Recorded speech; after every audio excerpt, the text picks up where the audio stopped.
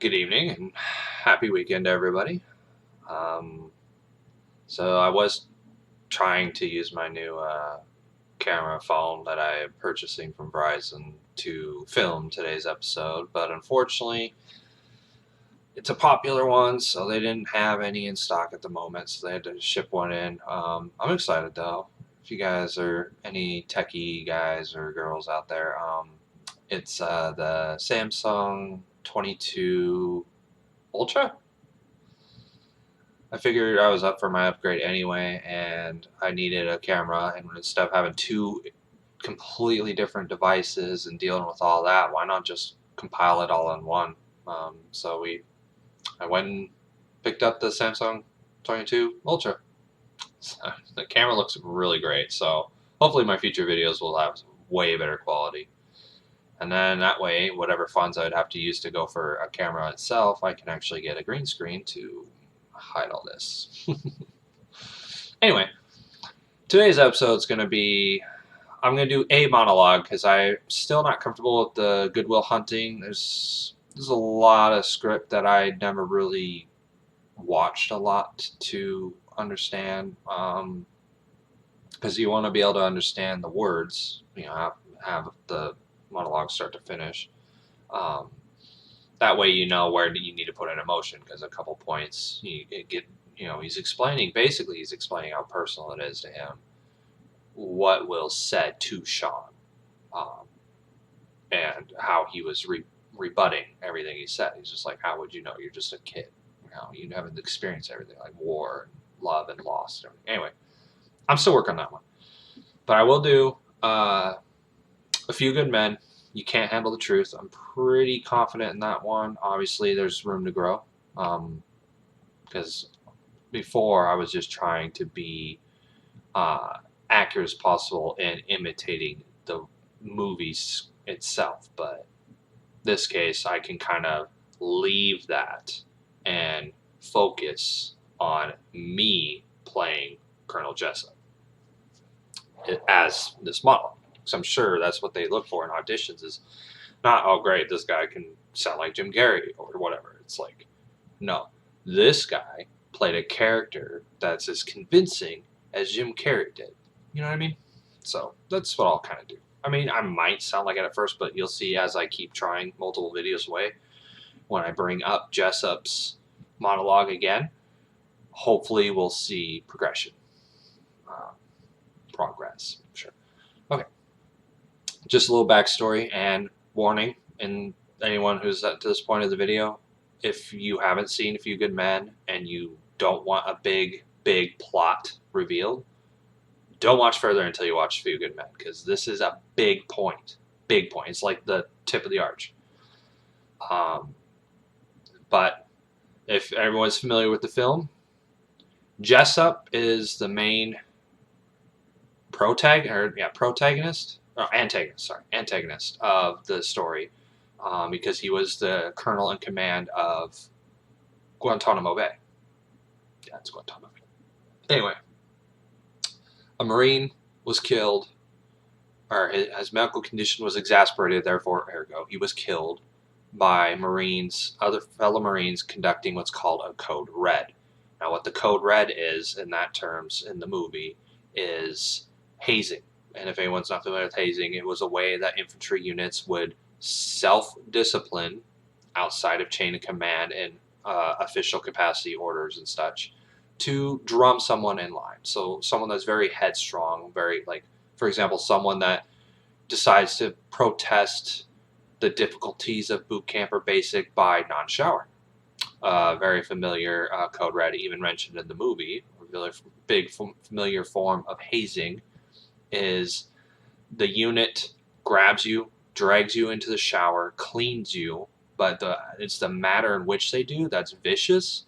They'll use steel wool, barbecue scrapers, whatever they have to get it through your head that not only can you be punished, but the whole unit can be punished for your actions. If anyone's seen Full Metal Jacket, the way I see it, each one of you men owe me for one jelly donut.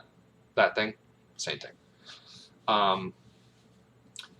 So It's boiling to the point that you have this highly decorated Marine colonel who's a commander of a base being questioned in more of an offensive capability or approach, um, because it has been ruled illegal for code reds to be carried out in the armed services based off the USCMJ.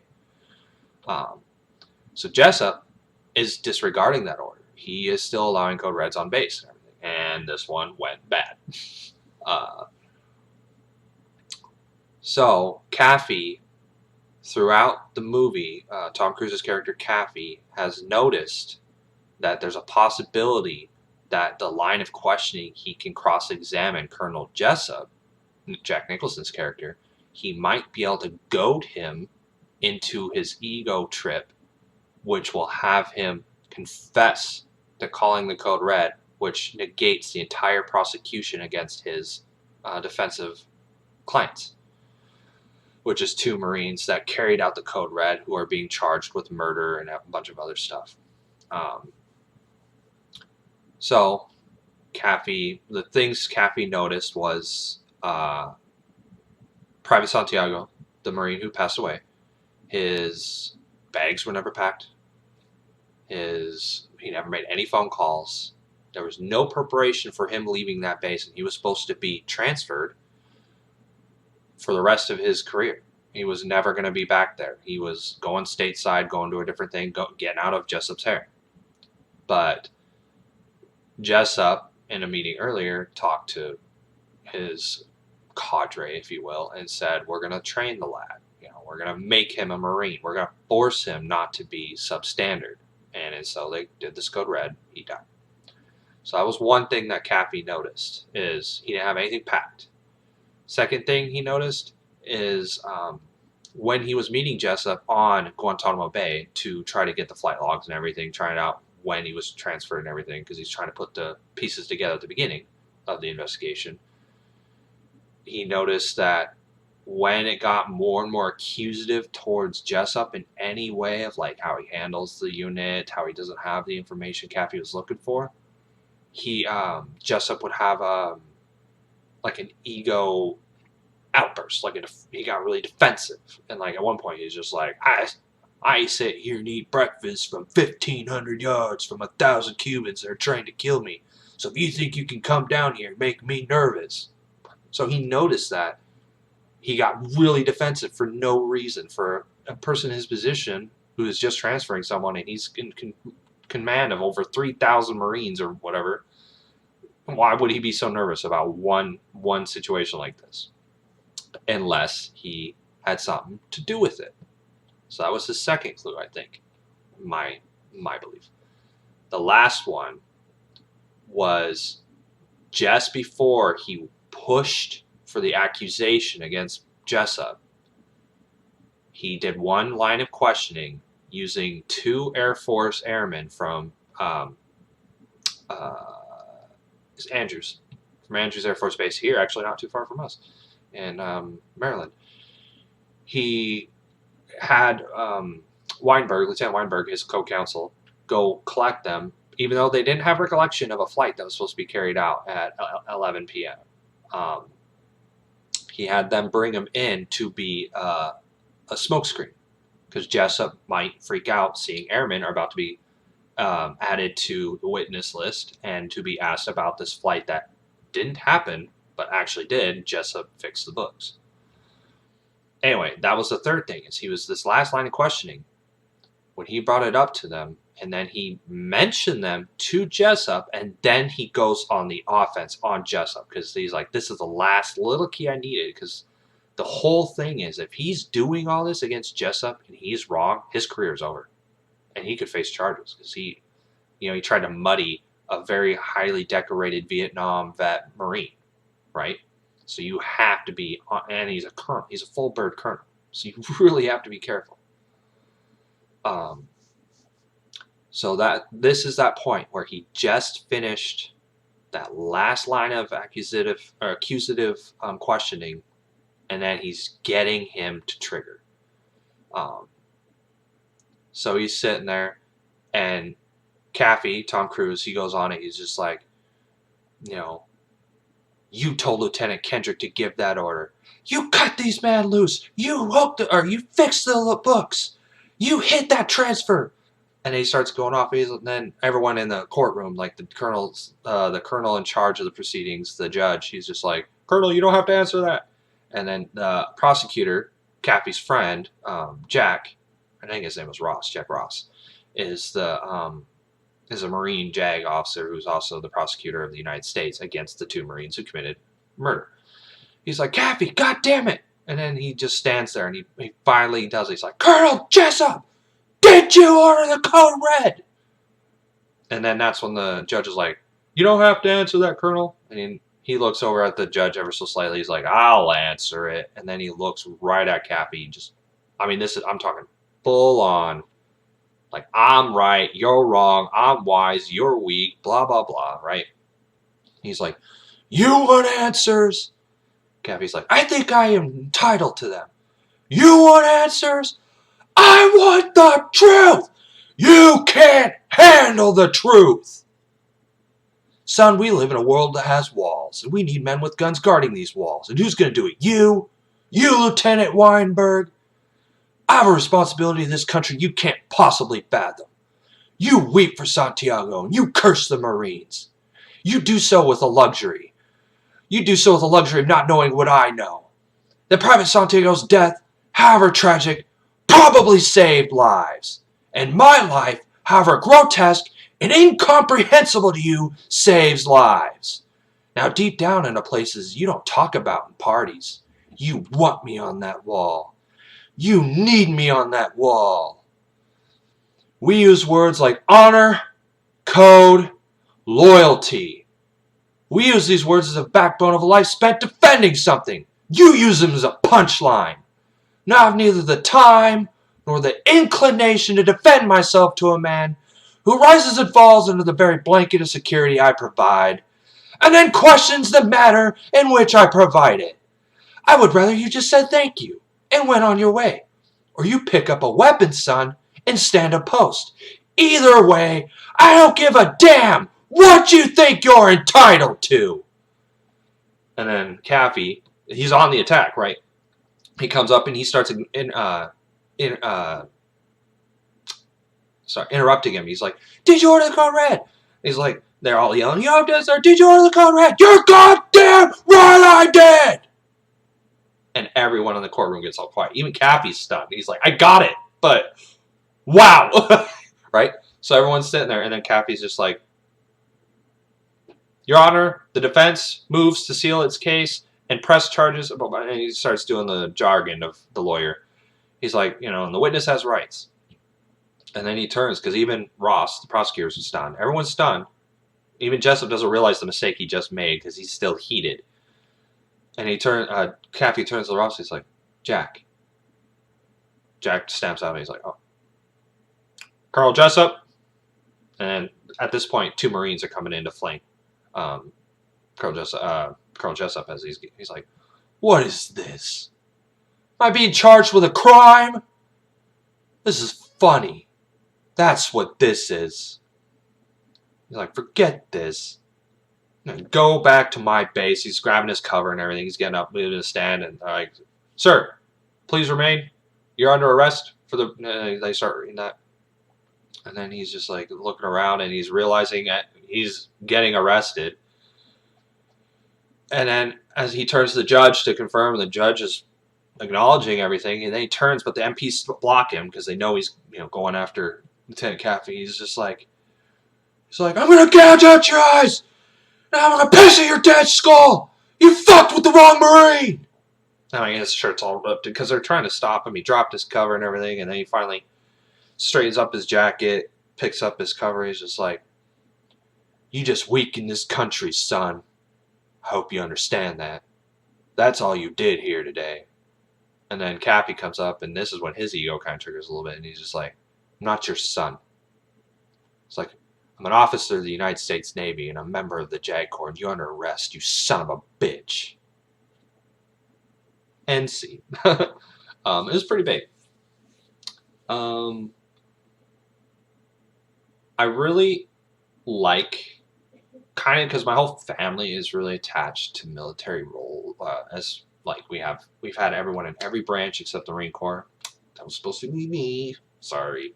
Anyway, um, so it really resonates with any of us in the family when we're watching these kind of militaristic roles or films. Um, so, for an example, I mean, even all levels, Revolution, Civil War, World War One, World War Two, any of those movies, we just, without being there, we acknowledge the sacrifices, we acknowledge everything that happened, but we also, it resonates with us because we've had family, we've lost family serving in the branches. Um, there's another movie it makes me think of with these roles of kind of a character that's wise, characters that's been there. This one's more of a protagonist, not the antagonist.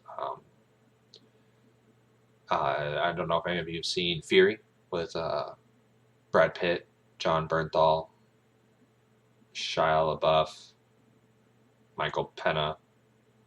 I'm trying. I know a few of them.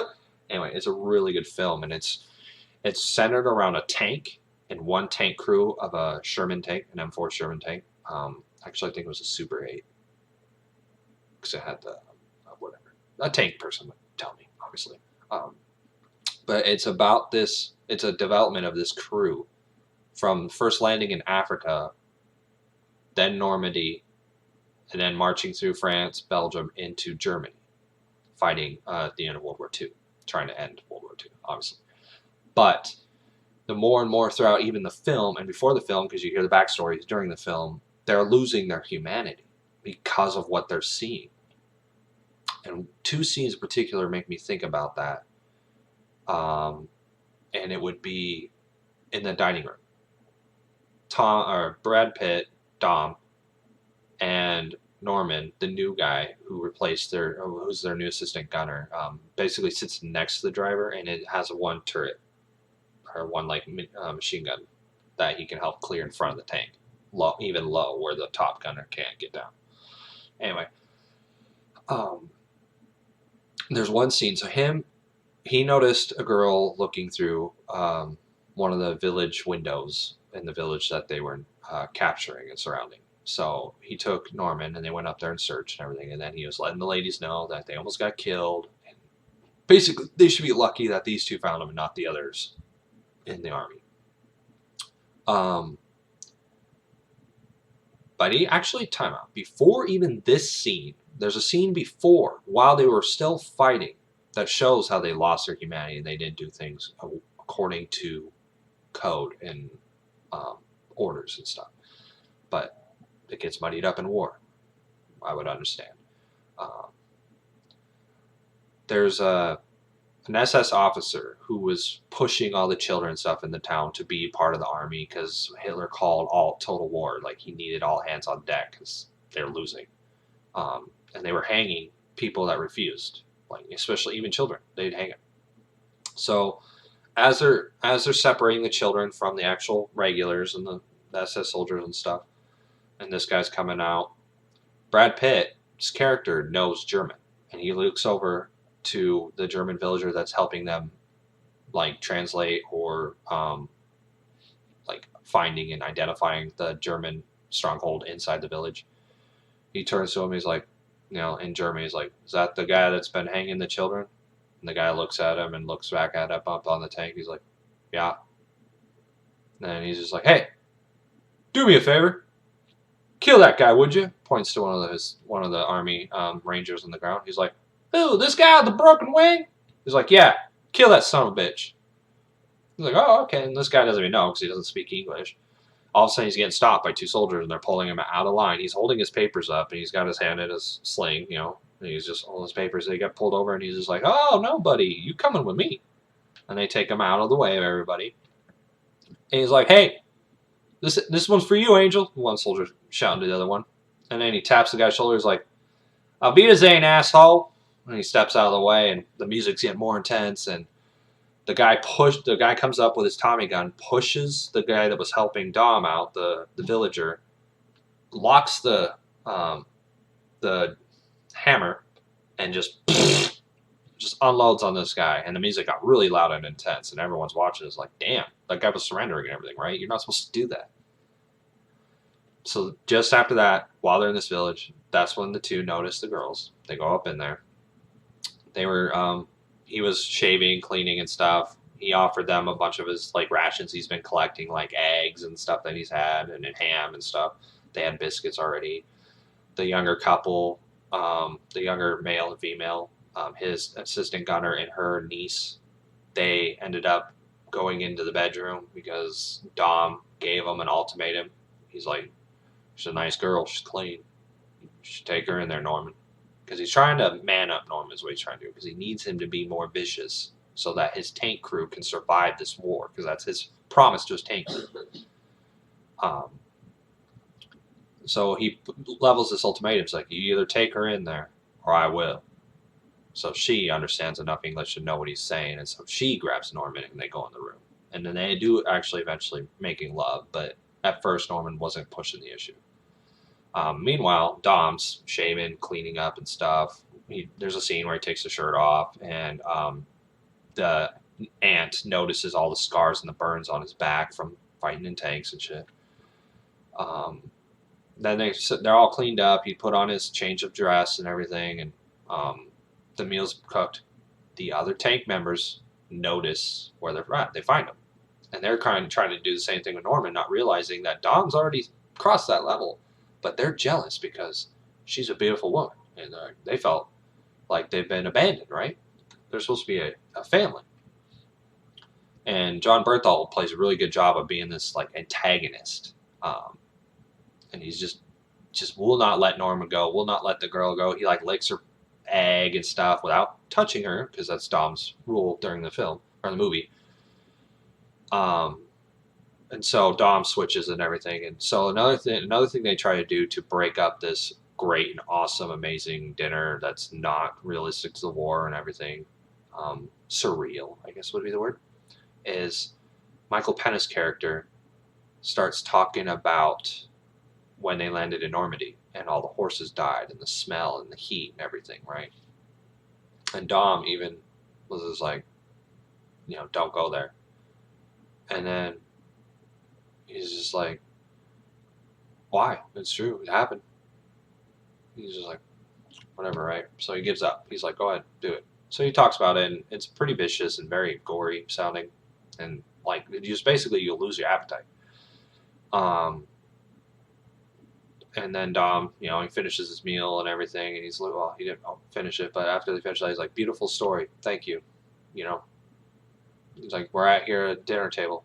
I appreciate it. And then John's character, I'm trying to remember his name. Man, I can't remember the character's name right now. He's just like, well, it happened, Dom. Didn't it? We were there. We all saw it. Bible's over there, Shia LaBeouf's character. He's just like, what's happened. What's gonna happen's gonna happen. And sitting here playing house with two bitch krauts isn't gonna change a thing. And that is when Dom loses it. He's had hold of his revolver for like the last 30 seconds, and then he says the line of two bitch krauts, whatever, and Dom comes slamming down with the revolver, standing up, leaning on the table, looking at all of them, and spits food out at Kuhn. And then just stares at him. And then they all start submitting because, like, oh shit, Dom's to this point because he's their leader. And Michael Penna's character is just like, I'm sorry, I'm just drunk. Like he's apologetic. So that's a really cool scene because one, it shows that Dom was about to shoot one of his own. And if it kept going, the antagonism kept going, he would have regretted it later, of course. But he was getting to that point, and your humanity would normally stop you, but they're losing their humanity throughout this film. But he also explains to Norman when later in the film when he's trying to get him to understand these things need to be done in order to get this nasty shit over with. And in one scene, they're just riding, and Norman's kind of blank. because of all the shit that's happening. He can't even process it. And this is just a young kid, innocent kid, drug in the middle of this. He was actually supposed to be a typewriter. He was trained to write 300 words a minute, and here he is in a tank killing people, or supposed to be killing people. Anyway, they're just riding there, and he's kind of just blank faced or whatever. And then Dom speaks to him. Well, Dom just speaks out to the open, but directing towards him. He's just like, I started this war killing Germans in Africa, and then Normandy, France, Belgium. Now I'm killing Germans in Germany. This will end soon. But before it does, more people gotta die. Which is a pretty intense scene in itself, in my opinion. But I would like to play a military role, because I just think I have enough of a background to understand like the lingo, the posture, the presence of a military character. Because for most of the time, I mean, there's honestly three ways you can play a military person. Straight, by the book, by the code, by what needs to be done, by orders. You have the one that is kind of self-aware, self-conscious, has a moral compass, so there's a line he won't cross kind of thing. Can use any sort of thing as a diffuser, like just moral authority, comedy. Or then you have the parody, just the straight goofballs, right? Like Delta Farce, which is a good one if you haven't seen it. But I think that would be really fun to play a military role, or paramilitary, or like an agent, Secret Service agent or something. Because I feel like I have enough of a foundation that I could, with the acting skills that I would learn, and working with the what do they call them, the technical advisors, basically your reference to the real role, the real like Secret Service agent, as if they're allowed, or if they have a Secret Service agent to be like a technical advisor, between his input or her input, and then what I'm learning and then what I'm applying, and then my foundation, I probably could be a very convincing like special agent or Secret Service agent or whatever, in whatever role that we go for. So I feel pretty confident in that one. I could probably handle that one. That's all I really have for now. I guess I'll do a little Major Payne real quick. Just there's a really fun scene in Major Payne. I'm pretty sure everyone's familiar with Damon Wayans' movie Major Payne, but when he's introducing himself and setting the tone on what he's not going to accept, because he's a hardcore war vet Marine. He's not just your recruiter that's handling some JROTC. And he has to make that clear to these men, or these boys, because he's got to let them know, kind of like that Key and Peele skit with the substitute teacher, Mr. Garvey. He's like, I will not play, right? The same thing. And I like it too. So he's standing there, he's introducing himself. He's like, my name is Vincent Winifred Payne, and from this day forward, I'm your new commanding officer. And they all start booing and rebelling and stuff. And then you hear gunshots, and then the camera turns back to him, and he's got his gun in the air. And he fired three rounds. He's like, I see what we have here is a failure to communicate. Do not attempt to challenge my authority. I got 8 weeks to turn you Brussels maggots into a well-conditioned cadet unit. Unity, turds, is a key word in a unit without the Y. And then he's facing the column now. And then they're like, the youngest one, Tiger, he's like 6 years old. He's like, boo-hoo. What do you want? I have to go to the bathroom. Well, you hold it, turd. I can't. I said hold it, or I'll break it off and kick it around on the ground.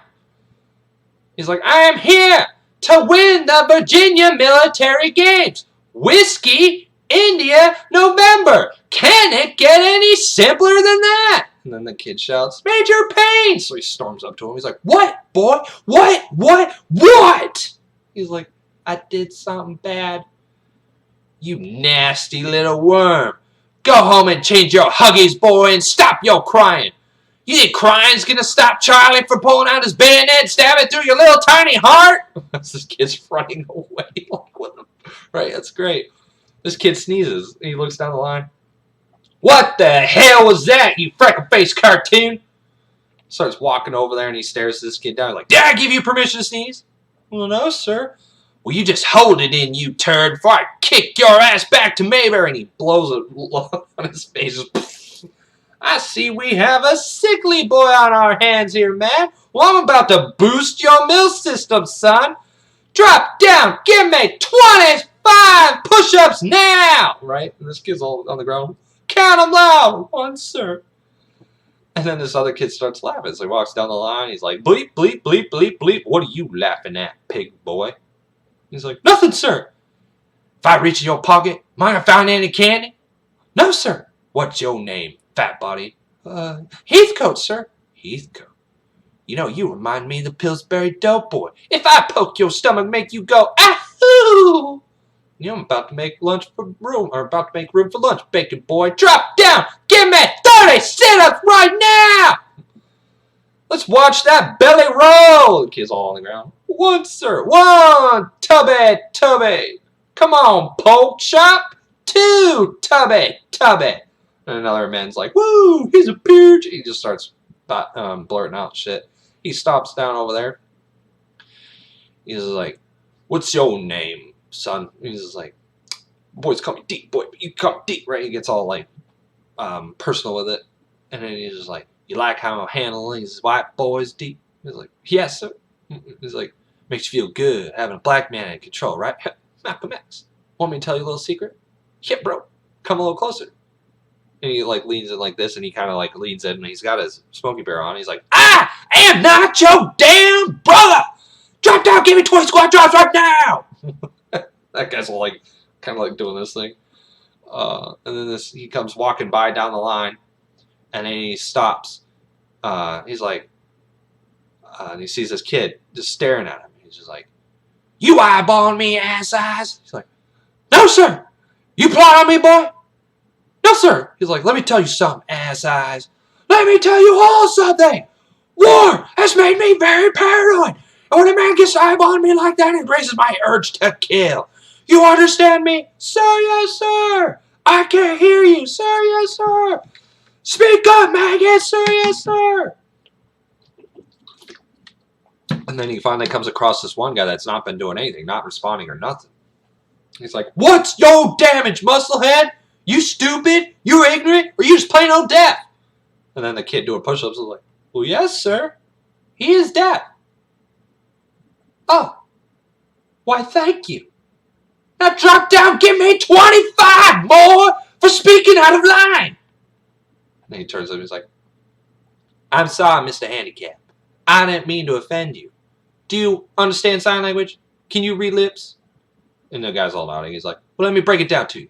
If you don't answer me when I speak to you, I'm going to break my foot off in your ass. Is that clear, dummy? The kid's like, what are you doing? And then their platoon leader, if you will, the most rebellious one shows up, Cadet Alex Stone. And he's all like, hey, guys, wait for me. He's rolling down the hill and everything, running out of him. He's got like a leather jacket on, tie-dye shirt, and cami pants, right? He comes walking up or whatever. And he's like, well, hello, gorgeous. Welcome to my party. You seem to be out of uniform there, Mr. Fondarelli. And he's like, well, maybe because I like this look better, Admiral. That's Major, boy. Ooh, looks like we got another Major on our hands here, guys. And the guys start getting their confidence. They're like, ooh, Major, yeah. And he turns and they all silence, like, what's your name, girly mouth? Cadet Alex Stone, sir. Hey, who, sir? He does this like little dance thing. And he's like, well, I like to see that you got a sense of humor. Because so do I. Hey. And the next scene, he's like completely bald. He shaved all of them with a field knife. It's like a kukri. He's like, from this day forward, you will walk like me, talk like me, and until you win those games, you will be bald like me. I mean, it's such a good movie. You guys have to see it, but that's a really big scene. There's another one just a little bit after that. Cadet Stone still trying to be rebellious, trying to gain favor from the men and everything. Payne brings them all out of the campus dorms into. Vets are familiar, but it's a tin building that's literally like a half circle. It's barracks, a field barracks. So he brings them out to the field barracks on campus. And this is where they have to stay until the Virginia military games are over. And so he introduces them. He's like, Tiger, Lee, you will reside with me in the ROTC building. Now the rest of you filth, grab a bunk and settle in. Let's move. And everyone's like, well, man. And you start to hear like the bickering and complaints and stuff. And Stone decides to take it upon himself to protest. He drops his bags at the end when he's talking to the guys. He turns, he's like, Major Payne, sir. Major Payne was talking to one kid. And he turns, he's like, what? Sir, I think I stand for the rest of the men when I say these living quarters are unacceptable. And then everyone starts like chiming in. Yeah. And then it turns and looks at Major Payne. He's like, really? Next scene. They are into their necks in this mud pit. And he's spraying a hose of water across them. And he's doing like a little cadence. So you got, really? Love my barracks night and day. Love my barracks night and day. Won't complain cause we're okay. Won't complain cause we're okay. And as he's turning off the water, the one kid that was bleep, bleep, bleep, laughing at the bro, was like, way to go, Alex. He's like, shut up, right? And he's like, all right, my little group of Brussels sprouts. Uproot yourself, clean yourself up, and get some sleep. Because tomorrow, we start the hard stuff. The hard stuff? You have to see it, guys. It's so good. But I didn't get to do as much as I wanted to, and I was explaining some stuff. But I hope you guys, were entertained enough and understand the kind of the roles I'd like to do at first, just to break my way into the acting more, and then spread my wings, if you will. I'm going to be doing more of these videos. I'm supposed to get my phone Tuesday, so I may not do a Monday monologue. I most likely will. I'm going to try to study the Good Will Hunting and maybe do the Good Will Hunting, because there's two I want to do. But I'm going to do the Wednesday one, and please, right? New phone, and it should look so much clearer, because this one, even with my new glasses, you can see, like, it's pretty cloudy, like, and fuzzy, you know what I mean? Anyway, thank you for tuning in if you turned in. If not, you're going to see me around eventually, I'm sure. Until next time, have a good one.